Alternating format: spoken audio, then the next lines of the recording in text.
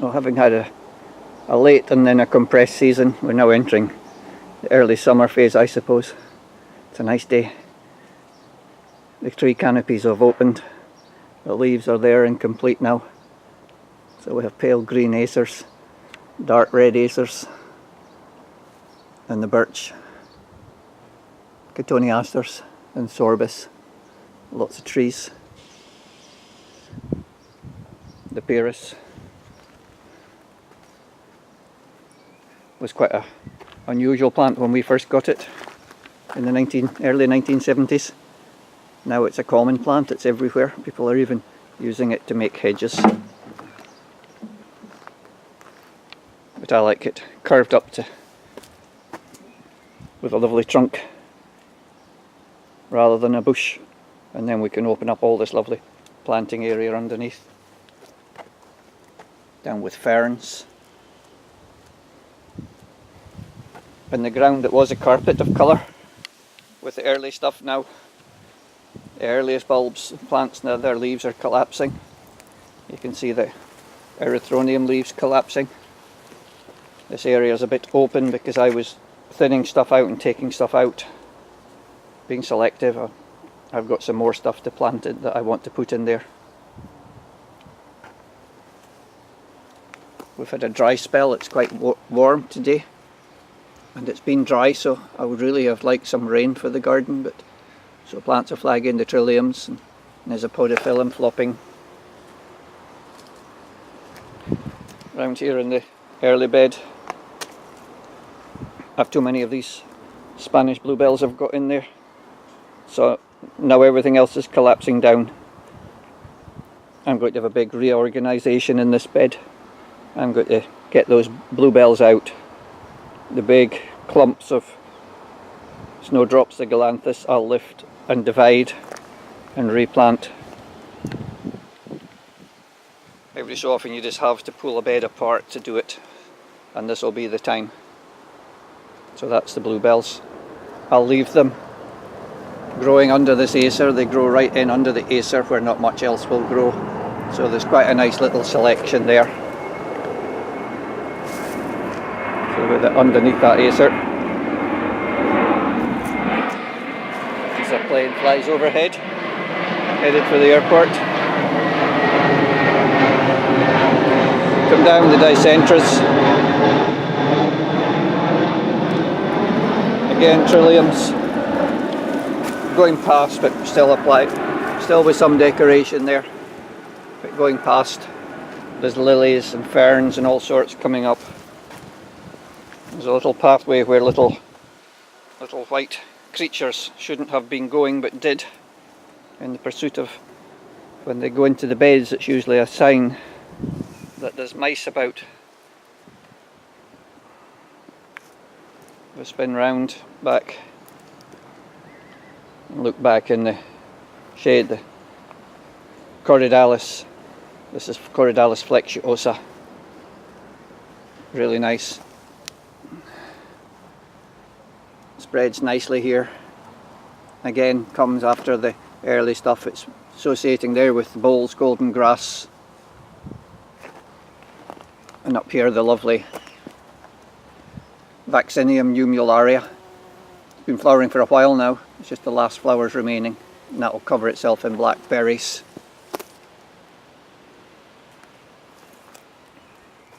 If I spin round here, the Corydallis Creighton Blue is not out yet. They come a bit later.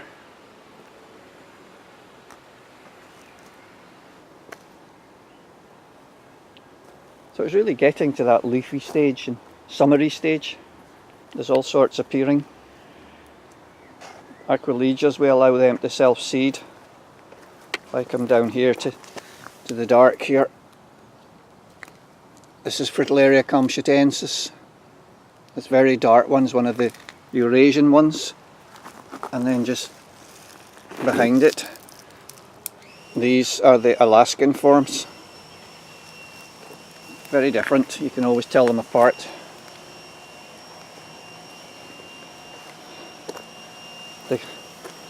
The path that was scattered with erythroniums, you can see them all seed there, but now we just have a carpet of white as the flowers are falling off of the big rhododendron pictolactium.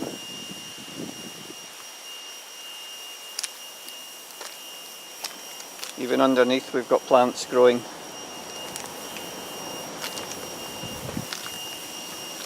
Up to the new area, Corydalis. Planted quite a lot of areas here in this bed. Corydalis Craigton purple.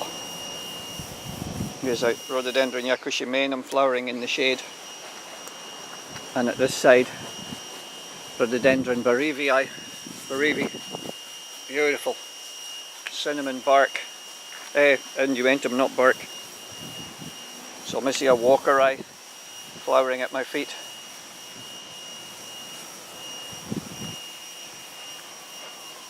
Come round, and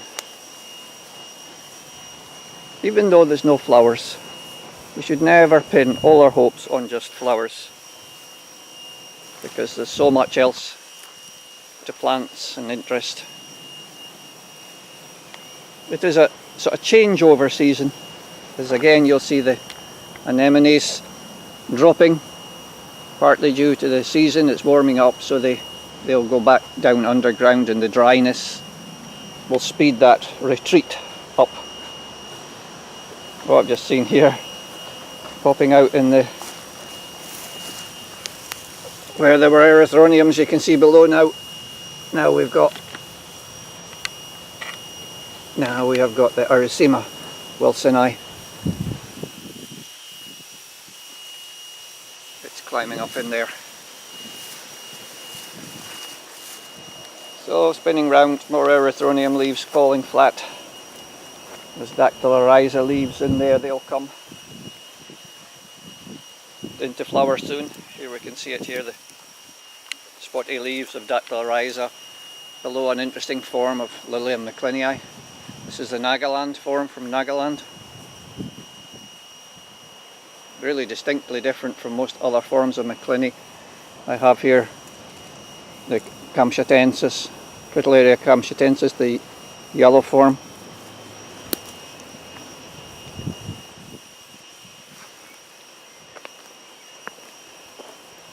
Down here we should look at the peony lutea, Ludloii. So this is a self-seeded plant, and you'll see a number of seedlings around here at various ages, and if I look up there, right above my head is the original plant where they've seeded down from. There we have Rhododendron decorum. Had a huge amount of flower last year, so less flowers on it this year. I can't get up there to deadhead them anymore, so some of them only flower. Have a big flowering every second year. But just the colour of the leaves against the blue sky, I just love sitting looking up through the leaves to the blue sky. So gardens are as much about what's above your head as they are about what's below you on the ground. So never forget to plant trees and shrubs that will go up and provide you with that magnificence above your head. And down below, of course, we've got the carpets of all sorts. More Solmisias in there in the shade. I come round here, the dwarf rhododendron bed. Coming across to the new bed now, the little Trillium hibbersoni going into seed, same as Rivalis setting seed. Up here some of the Erythronium sibiricums that flowered earlier, nice fat seed pods. And I was collecting seed from Erythronium the caucasicum just a wee while ago. There's a Mechanopsis grandis, and the other one in front of it, this is a form of Bitonacifolia. Now should be Bailey. There's the Jankimonda and Ramondas in the trough.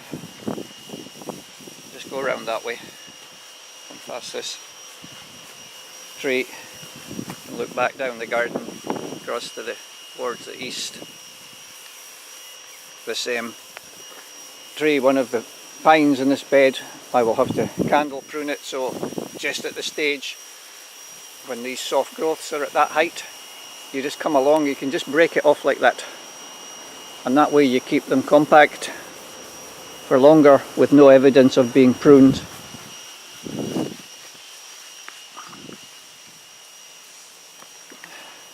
There's the pond. It's these light and shade moments that you get. That's when I love the light coming into the garden, the ferns unfurling the new fronds, growing quickly now since I removed the old fronds just a week or 10 days ago. Leaving the old fronds on slows down the new growth, so with these evergreen ferns, the best thing is as soon as you see the sign that they're starting to wake up, remove the old fronds and you'll get a whole batch of the new ones come up quickly. Round in the pond, Penguicula Island, the wire mesh protecting the moss because the birds will strip the moss off looking for bugs or looking for nesting material. In the dwarf bed here, rhododendron sarlid. Around here, rhododendron mackinaw.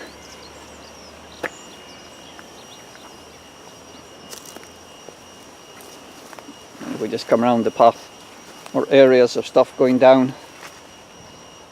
Beds collapsing as the changeover. Old leaves of the early stuff goes down. The trilliums are going back. Here we have Fritillaria affinis, a nice yellow form.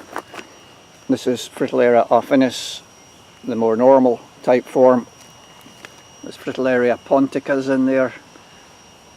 Fritillaria acmopetala's gone over. All sorts of trilliums, all going over. Hopefully we'll get nice seed. Up here the big leaves of Podophyllum plyanthum, but underneath you've got the, if I can get it, there we go, underneath these trusses of flowers hanging under the leaves. And there's various cardiocrinums, a few not flowering, but there's one going to push up and give us its flowers.